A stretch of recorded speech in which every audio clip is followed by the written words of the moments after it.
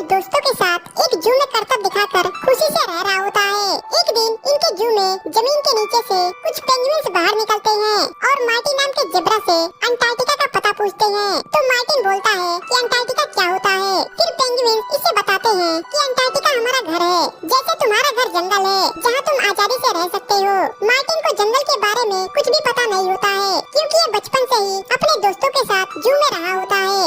Martin जंगल का नाम सुनते ही अपने तीनों दोस्तों को जंगल जाने के लिए मनाने लगता है, लेकिन इसके दोस्त जू छोड़कर नहीं जाना चाहते हैं। फिर रात में सबके सो जाने के बाद मार्टिन जंगल जाने के लिए मेट्रो स्टेशन जाने लगता है। वहीं दूसरी ओर इसके दोस्त इसे ढूंढते हुए स्टेशन पर पहुंच जाते हैं। वहाँ इनको देखकर सब लोग भागने लगते हैं। तभी वहाँ पुलिस आकर इनको बेहोश कर देती है और बाद में जब ये अपनी आंखें खोलते हैं तो ये लकड़ी के डब्बों में बंद होकर एक जहाज से कहीं जा रहे होते हैं। Like, share and subscribe channel.